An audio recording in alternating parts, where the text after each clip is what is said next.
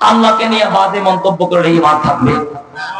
হ্যাঁ, এই যে আউল ফাউল বাউলরা যেভাবে আল্লাহ সম্পর্কে বাজে মন্তব্য করতেছে, এখানে তো দল দেখার দরকার নাই, এখানে তো রাজনীতি আনার দরকার নাই, একেবারে দলমত নির্বিশেষে সবাই মুসলমান। সুতরাং এদের বিরুদ্ধে আমাদের আন্দোলন করে তুলতে হবে, সর্বোচ্চ শাস্তি ফাঁসি দিতে হবে। আমার আসমানের নিচে জমিনের উপরে আল্লাহ নিয়ামত ভোগ করবে আর আল্লাহকে কটূক্তি করবে এমন মানুষের পক্ষে যে মানুষটা বিবৃতি দেয়, এটা মুসলমান না, এটা মুশরিকের দোসর দোষক না। আল্লাহ তাআলা রাসূলকে এই সূরা কাহাফের মাধ্যমে বেঈমানদের তিনটি প্রশ্নের দুটি প্রশ্নের জবাব দিয়েছেন। সূরা বনী ইসরাঈলের ভিতরে আরেকটা প্রশ্নের জবাব দিয়েছেন। আল্লাহ পাক রব্বুল আলামিন বলেন, দোস্ত আমি আপনার কাছে সূরাতুল কাহাফ নাযিল করেছি শুধু কেবলমাত্র জবাব দেওয়ার জন্য নয়, সাথে সাথে দুটি সবক দেওয়ার জন্য। যেই সবক কেবল আপনার জন্য নয়, কিয়ামত পর্যন্ত সমস্ত মুমিন ও মুসলমানের জন্য সেই দুটি সবক দিয়ে দিলাম।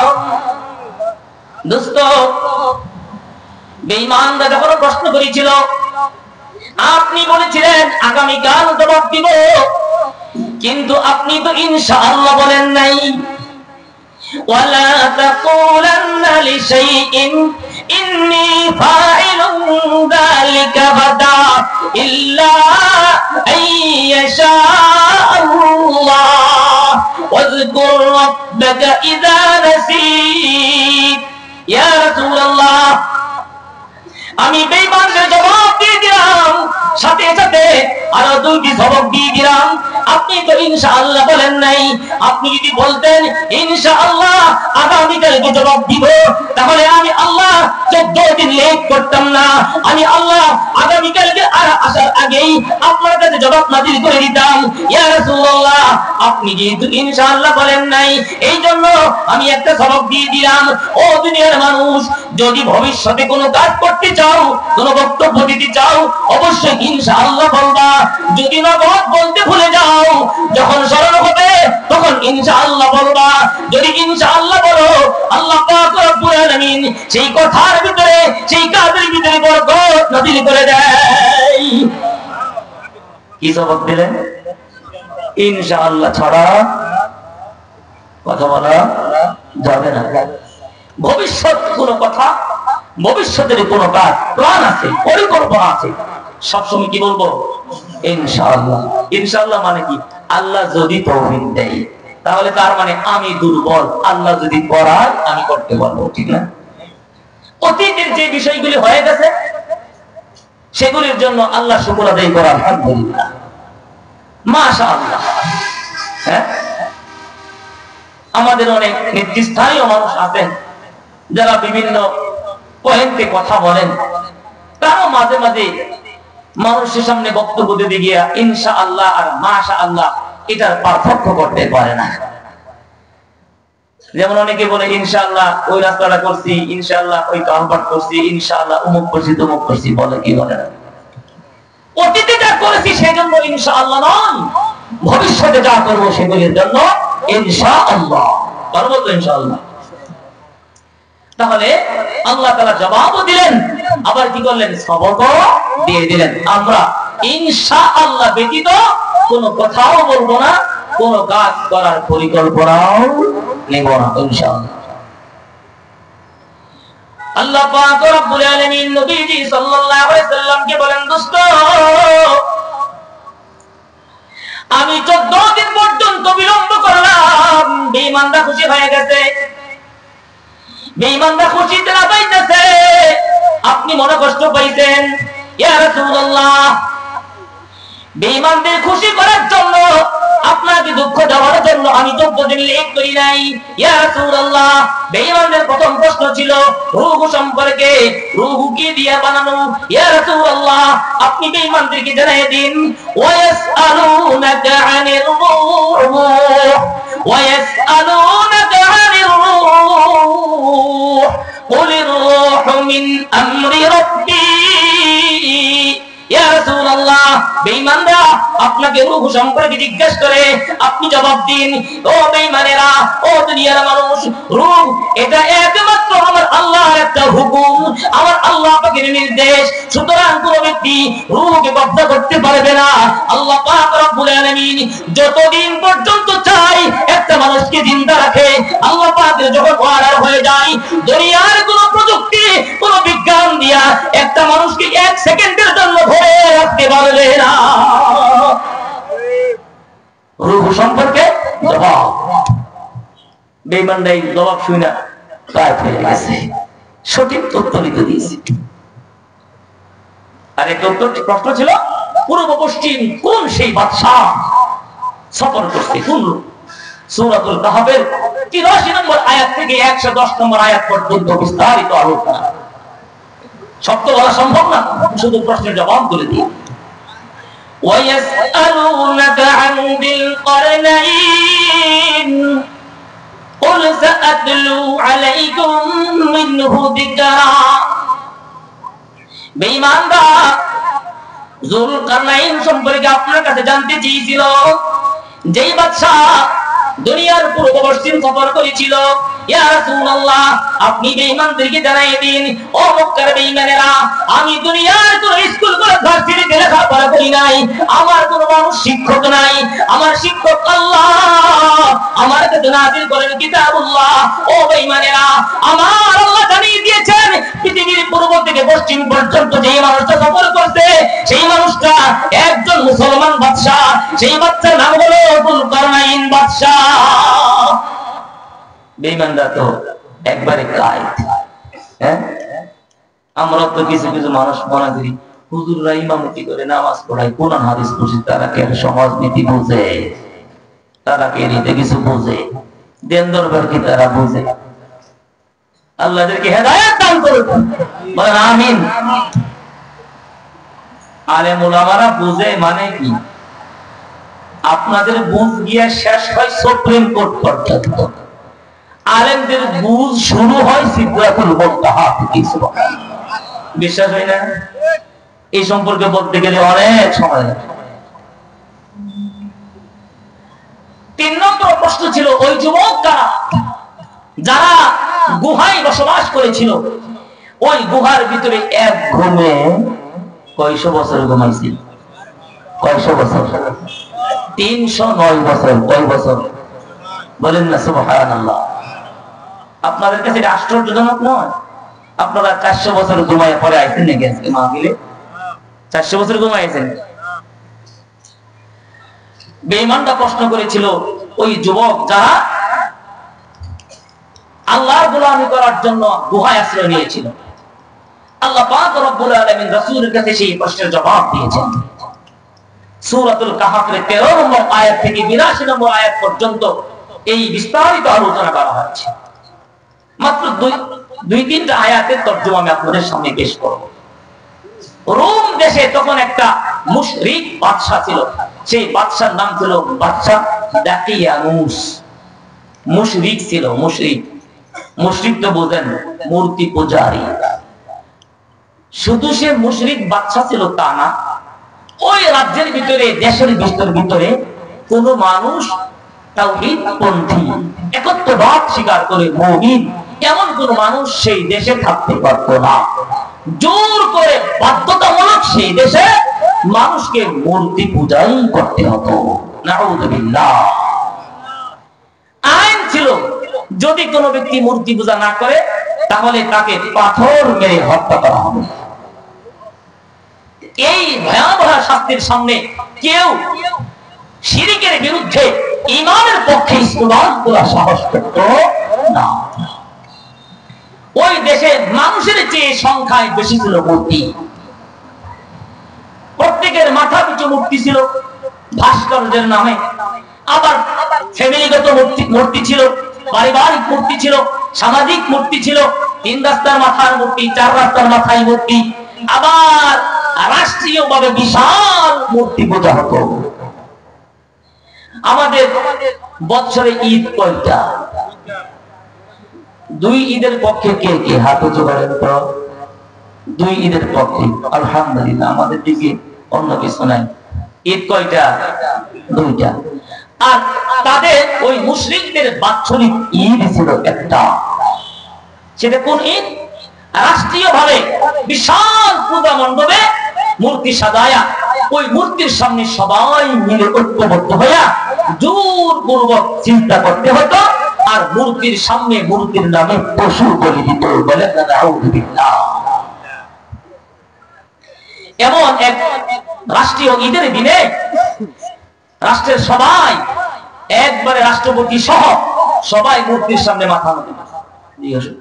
এখানে বসে, ওটা লাগবে একটু চা দাও আমাকে, বসে বসে একবারে রাষ্ট্রপতি প্রধানমন্ত্রী সহ সমস্ত এমপি মন্ত্রীরা সবাই গিয়া পূজা মণ্ডপের সামনে মূর্তির সামনে চিন্তা করতেছে। একটা কথা ভালো করে মনে রাখবেন, কোন দেশ যদি রাষ্ট্রপতির অধীনে চলে তাহলে মানুষ প্রধানমন্ত্রীর খবর জানে না। যেমন আমাদের দেশেও বঙ্গবন্ধু শেখ মুজিবুর রহমান এবং প্রেসিডেন্ট জিয়াউর রহমানের আমলে কারা প্রধানমন্ত্রী ছিল মানুষ অনেকেই জানে না, কারণ রাষ্ট্রপতি অধীনে ছিল। আর যদি দেশটা প্রধানমন্ত্রীর অধীনে চলে তখন মানুষ রাষ্ট্রপতির খবর রাখে না। ওই দেশটা পরিচালিত হতো রাষ্ট্রপতির অধীনে। তো রাষ্ট্রপতির অধীনে পরিচালিত এমপি মন্ত্রী মিনিস্টার সব সেই বাৎসরিক ঈদের দিনে সেই পূজা মণ্ডপে গিয়ে হাজির।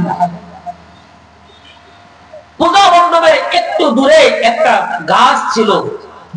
হঠাৎ দেখা যায় সেই গাছের নিচে একজন যুবক খুব মর্মাহত অবস্থায় ওই গাছের নিচে চিন্তিত অবস্থায় বসে আছে। সাধারণ যুবক না, ওই যুবকটাও এই রাজ দরবারের একটা যুবক, রাজজমির একটা যুবক। তাকে দেখে এভাবে আরেকজন যুবক সেই গাছতলায় চলে গেছে। এইভাবে যেতে যেতে 6 জন গাছতলায় গিয়া নীরবে কি জানি চিন্তা করতেছে, কিন্তু একজনের মনের খবর আরেকজন জানে না। কয়জন? 6 জন। সাধারণ কোন যুবক, রাজ পরিবারের 6 জন যুবক, এমপি মন্ত্রীদের যুবক সন্তান। বয়স হলো 20 থেকে 25-এর কোঠা। যুবকরা ভালো করে শুনবেন। এই 6 জন যুবক সেই গাছতলায় কি জানি বসে বসে নীরবে চিন্তা করতেছে। হঠাৎ করে এক যুবক আরেক যুবককে জিজ্ঞাসা করে, ভাই, ঈদের দিন সবাই আনন্দ ভর্তি করতেছে, তুমি কেন গাছতলায় এভাবে একা একা দুঃখ নিয়ে বসে আছো, কারণটা কি? তখন সেই যুবক ভয় ভীতি দূর করে বলেন, এরা যে মূর্তি পূজা করতেছে আমি সেই মূর্তি পূজা বিশ্বাস করি না। বলেন না সুবহানাল্লাহ। এগুলি কোন ধর্ম নয়, এগুলো আল্লাহর সাথে নাফরমানি, শিরক। আমি সেই শিরক বরদাস্ত করি না, মানি না। আমি গোপনে গোপনে কালিমা পড়ে মুসলমান হয়ে গিয়েছি। সুবহানাল্লাহ।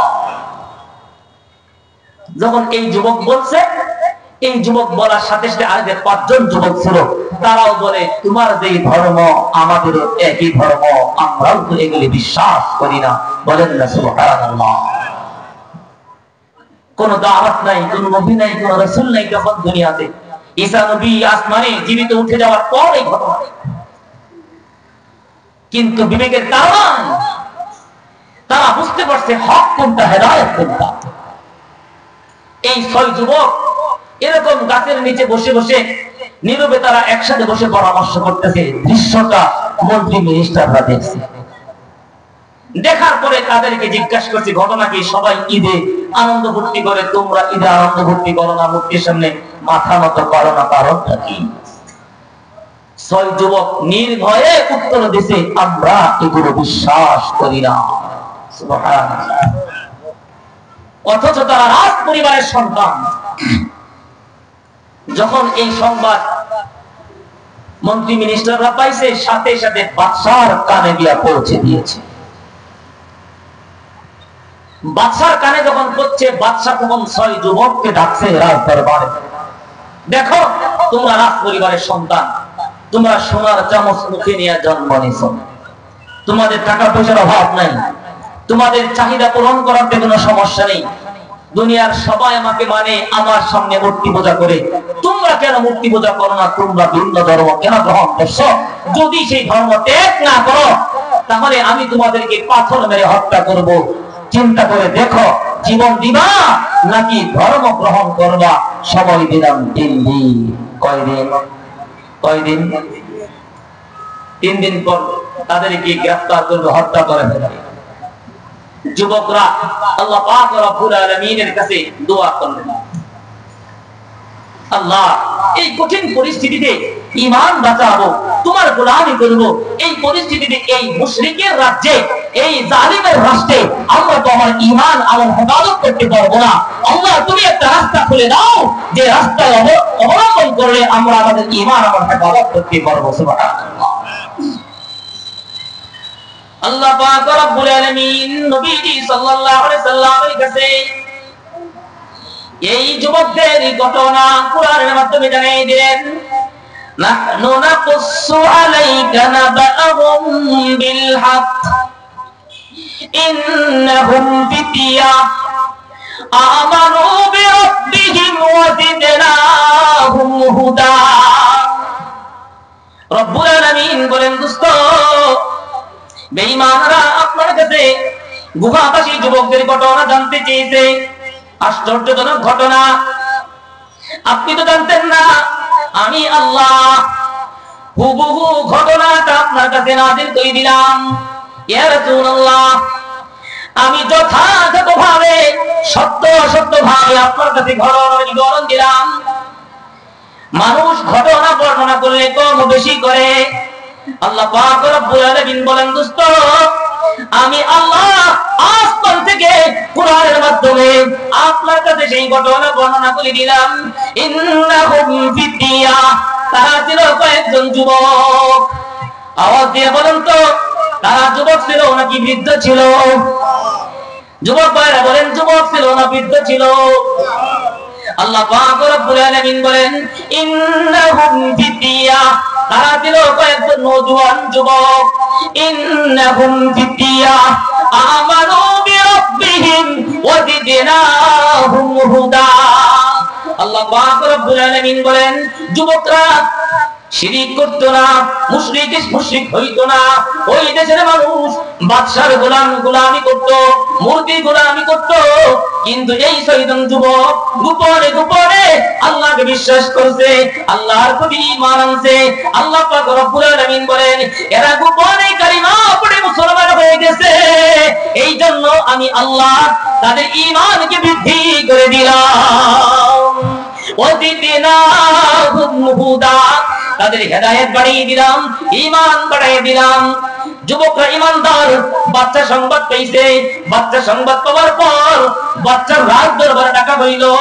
যখন রাত দরবারে ডাকা হইছে, বাচ্চা বলতে, ও যুবকেরা, যদি তোমরা জীবন বাঁচাইতে চাও, তোমরা মুশরিক হয়ে যাও, মূর্তির সামনে মাথা নত করো। যদি বাঁচতে চাও আমার কথা মেনে নাও, যদি দুনিয়াতে বাঁচতে চাও আমার কথা মানো, যদি আমার কথা না মানো জীবন দেওয়ার জন্য প্রস্তুত হয়ে যাও। আল্লাহ পাক রব্বুল আলামিন বলেন, এই কঠিন পরিস্থিতিতে আমি আল্লাহ যুবকদের সিনার ভিতরে হিম্মত বাড়িয়ে দিলাম, সাহস বাড়িয়ে দিলাম। ওয়ারাবাতনা আলা কুলুবিহিম ওয়ারাবাতনা আলা কুলুবিহিম ইয কামু। যুবকেরা যখন বাদশার সামনে দাঁড়ায় গেছে, আল্লাহ পাক রব্বুল আলামিন বলেন, আমি সাহস বাড়াই দিলাম। বাদশা যখন তাদেরকে বলল, শিরিক করো, মুশরিক হয়ে যাও, মূর্তির সামনে মাথা নত করো, কিন্তু যুবকরা তার প্রস্তাব কবুল করলেন না। যুবকরা কি জবাব দিলেন? ফাকালু রব্বুনা রব্বুস সামাওয়াতি ওয়াল আরদ, ফাকালু রব্বুনা রব্বুস সামাওয়াতি ওয়াল আরদ। বলেন আল্লাহু আকবার। আয় জোরে বলেন আল্লাহু আকবার। মুশরিক জালিম শৈলাচার বাদশার সামনে যুবকরা দাঁড়িয়ে আছে। যদি কথা না মানে জীবন দিতে হবে। কিন্তু আল্লাহ পাক রব্বুল আলামিন তাদের ঈমান শক্তিশালী করে দিয়েছেন। এই জন্য দেখবেন, যারা পাক্কা ঈমানদার, যাদের ঈমান অনেক মজবুত, তারা কোনো শৈল শাসককে ভয় পায় না, তারা কোনো রক্তচক্ষুকে ভয় পায় না। এলাকার প্রভাবশালী নেতা কিন্তু বিপক্ষে চলে যায়, নবীজির বিপক্ষে চলে যায়, ধর্মের বিপক্ষে চলে যায়, কোন ইমানদার সেই নেতার সামনে প্রতিবাদ করতে যাওয়া পরিমাণ চিন্তা করে না। وربطنا على قلوبهم إذ قاموا فقالوا ربنا رب السماوات والأرض। যুবকরা বললেন, ও বাচ্চা, আপনি তো বলতেছেন আপনি নাকি রব, এই মূর্তি বলে নাকি রব? না না, আমরা স্বীকৃতি দিলাম, রব্বুনা রব্বুস সামাওয়াতি ওয়াল আরদ, আমাদের রব তিনি, আসমানের রব যিনি, আমাদের রব তিনি, জমিনের রব যিনি। আপনাদের কাছ থেকে জানতে চাই, আসমানের রব কে, জমিনের রব কে, সমস্ত ক্ষমতার মালিক কে, আমাদের মালিক কে? যুবকরা বললেন, রব্বুনা রব্বুস সামাওয়াতি ওয়াল আরদ। বাদশাহ, আমরা আপনার সামনে ওপেন ঘোষণা করে দিলাম, আসমানের মালিক যিনি, জমিনের মালিক যিনি, আমাদের মালিক তিনি। আসমানের মালিকের বিধান জমিনে বাস্তবায়ন হবে, কিন্তু জমিনে কোন মাখলুকের সামনে মাথা নত করতে পারবো না। আমার মালিক নিজ হাত দিয়া আমাদের মাথা বানাইছে। আল্লাহ রব্বুল আলামিন বলেন, আমি আল্লাহ নিজ কুদরতি হাত দিয়া তোমাদের মাথা বানাইলাম। ও দুনিয়ার মানুষ, এই মাথাটাকে দুনিয়ার কোন মাখলুকের সামনে নত করতে পারবো না। লান নাদউ মিন দুনিহি ইলাহা। ও বাচ্চা, ফাইনাল সিদ্ধান্ত শোনাই দিলাম, ভালো করে শুনেন, ভালো করে শুনেন। আপনি আমাদেরকে হত্যা করতে পারেন, জীবন নিতে পারেন। বাদশা, আমার এই জীবনের পাঁচ পয়সা চিন্তা আমরা করি না। দুনিয়াতে বাঁচতেও তো কেমন পর্যন্ত বাঁচতে পারবো না। ও বাদশা, আমরা তো তাকে বিশ্বাস করছি, যে রবকে বিশ্বাস করছি, না দেখে বিশ্বাস করছি। আমরা তো সেই রবের সাথে জান্নাতে দেখা করতে চাই। সুবহানাল্লাহ। জান্নাত দুদক তে ইয়া রব क्या करो, जन्नत दोज़ख से या रब क्या करो, आरज़ू है मैं तुझे देखा करो। ও বাদশা, সেই রবকে না দেখে বিশ্বাস করলাম, সেই রবকে দিলে জায়গা দিলাম। আমি জীবন দিতে পারবো, কিন্তু রবের সাথে নাফরমানি করতে পারবো না, আমি শিরক করতে পারবো না। ও বাদশা, আরেকটা ফাইনাল সিদ্ধান্ত জানাই দিলাম, আমরা কোনদিন কিয়ামত পর্যন্ত আমার রবের সাথে কোনো শিরক করতে পারবো না। আমার রব ব্যতীত কোনো মাবুদ হতে পারে না, কিয়ামত পর্যন্ত নাই, এখনো নাই। লা না'বুদু ইল্লাল্লাহ, আমরা আল্লাহ ব্যতীত কারো গোলামি করতে পারবো না। বাদশার চান্দি ঠান্ডা না গরম? চান্দি ঠান্ডা না গরম? হক কথা ইমানদাররা যখন বলে, দুনিয়াদাররা তখন তাদের চান্দি গরম হয়ে যায়। তখনই বলে, দেখছো দলের বিরুদ্ধে গেছে। হ্যাঁ, লিখি দলের বিরুদ্ধে। হ্যাঁ, এটা আল্লাহর পক্ষের কথা, ইমানের পক্ষের কথা। আল্লাহকে নিয়ে বাজে মন্তব্য করলে ইমান থাকবে? হ্যাঁ, এই যে আউল ফাউল বাউলরা যেভাবে আল্লাহ সম্পর্কে বাজে মন্তব্য করতেছে, এখানে তো দল দেখার দরকার নাই, এখানে তো রাজনীতি আনার দরকার নাই, একেবারে দলমত নির্বিশেষে সবাই মুসলমান। সুতরাং এদের বিরুদ্ধে আমাদের আন্দোলন করে তুলতে হবে, সর্বোচ্চ শাস্তি ফাঁসি দিতে হবে। আমার আসমানের নিচে জমিনের উপরে আল্লাহ নিয়ামত ভোগ করবে আর আল্লাহকে কটূক্তি করবে, এমন মানুষের পক্ষে যে মানুষটা বিবৃতি দেয়, এটা মুসলমান না, এটা মুশরিকের দোসর, কোনো সন্দেহ না। এটা কি দলীয় কথা না আল্লাহর দলের কথা? لن ندعو من دونه إلها। বাদশা, আপনি বলতে পারেন, কিন্তু আপনার বক্তব্য মানব না। বাদশার চান্দি গরম। যুবকরা বলেন, বাদশা, যদি আপনার এই কথা মেনে নেই, কথার কথা যদি মেনে নেই, তাহলে এই কাজটা হবে জঘন্যতম অপরাধ। আর যদি এমন বক্তব্য আমরাও দেই আপনার মতো, তাহলে এই বক্তব্য হবে জঘন্যতম অপরাধ। এজন্য লক্ষ্য করে দেখবেন, দুনিয়াদার আর দিনদার দুইজনের বক্তব্য একরকম হয় না। দুনিয়াদার আর দিনদার এদের বক্তব্য একরকম হয়। লাকাদ কুল্লা ইদান শাতাতা। ও বাদশা, যদি আপনার বক্তব্যের মতন বক্তব্য দেই, আপনার সুরে যদি সুর মিলায় কথা বলি, আল্লাহর বিরুদ্ধে হবে জঘন্য অপবাদ। আর যদি এমন কাজ করি জঘন্য অপরাধ, আল্লাহ পাক রব্বুল আলামিন তো ওয়াদা করেছেন, ইন্নাল্লাহা লা ইয়াগফিরু আন ইউশরাকা বিহি ওয়া ইয়াগফিরু মা দুনা যালিকা লিমান ইয়াশা। আল্লাহ পাক রব্বুল আলামিন ওয়াদা করেছেন, যদি কোনো মানুষ দুনিয়াতে আল্লাহর সাথে শিরিক না করে, আল্লাহ পাক রব্বুল আলামিন ওয়াদা করেছেন, আমি আল্লাহ ইচ্ছা করলে সেই মানুষটার পাহাড় পরিমাণ গুনাহ আমি maaf করে দিব, কিন্তু যদি শিরিক করে আমি আল্লাহ সেই শিরিক maaf করব না। শিরিক মানে অংশীদার। একটা বউ স্বামীর সংসারে তার কোনো অংশীদার পছন্দ করে না। কি বলেন? বউ তার স্বামীর সংসারে তার অংশীদার পছন্দ করে না। একটা দোকানদার তার দোকানের ব্যবসার সাথে আরেকটা অংশীদার সে পছন্দ করে না। অথচ আল্লাহ পাক সবকিছুর মালিক, হায়াতের মালিক, রিজিকের মালিক, সবকিছুর খালিক ও মালিক, সেই আল্লাহর সাথে শরীক করলে আল্লাহকে আপনি সহ্য করেন। নাউযুবিল্লাহ মিন শারিল্লাহ। যুবকরা বলছে আপনি মারতে পারেন। এই সুযোগে যুবকরা এই মুশরিক বাদশাকে আরেকটা তাওহীদের দাওয়াত দিয়ে দিয়েছে। সুবহানাল্লাহ, সুবহানাল্লাহ। হাউলাই কওমুন ইত্তাখাযু মিন দুনিহি আলিহা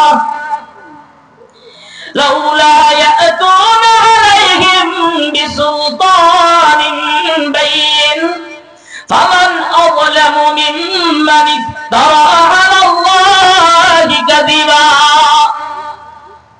ও বাদশা, আপনি সহ এই দেশের মানুষ যারা আছে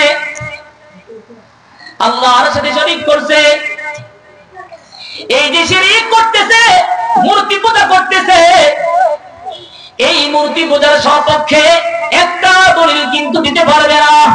তাহলে কোন দলিল আছে? আল্লাহ এক, আল্লাহ এক, দলিল আছে না নাই? কিন্তু আমরা বিনা দলিলে মানি আল্লাহ এক। আল্লাহ পাক রব্বুল আলামিন বলেন, লাউ কানা ফীহিমা আলিহাতুন ইল্লাল্লাহু লাফাসাদাতা। যদি ইলাহ মাবুদ আল্লাহ যদি দুইজন হতো, আল্লাহ পাক রব্বুল আলামিন বলেন, লাউ কানা ফীহিমা আলিহাতুন ইল্লাল্লাহ, আল্লাহ ব্যতীত যদি আরো কোনো মাবুদ হইতো, তাহলে জমিন আসমান ধ্বংস হয়ে যেত, বিশৃঙ্খলা সৃষ্টি হইত।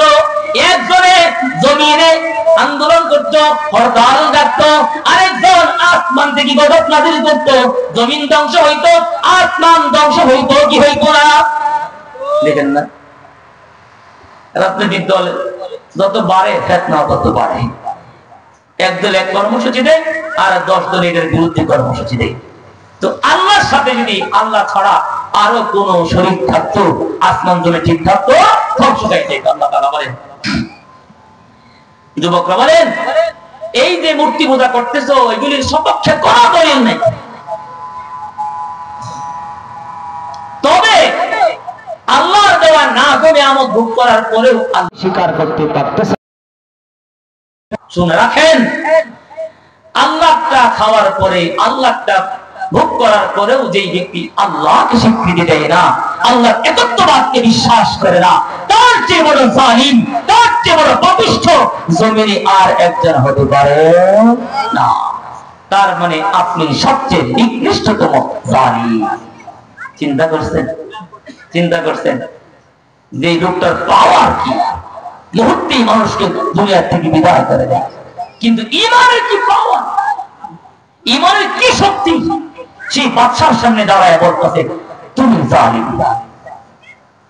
আল্লাহ পাক রব্বুল আলামিন এই যুবকদেরকে তাদের ঈমান এবং হেফাজত করার জন্য আল্লাহ পাক রব্বুল আলামিন সুন্দর ব্যবস্থা করে দিলেন। কারণ আল্লাহ পাকের ওয়াদা আছে, ওয়াল্লাযীনা জাহাদু ফীনা লানাহদিয়ান্নাহুম সুবুলানা, যারা ঈমান আমল হেফাজত করার জন্য, হেদায়েতের পথে টিকে থাকার জন্য যারা চেষ্টা করে, আল্লাহ তাআলা বলেন আমি তাদেরকে ঈমান আমল হেফাজতের জন্য অনেক রাস্তা বের করে দেই। সুবহানাল্লাহ, সুবহানাল্লাহ।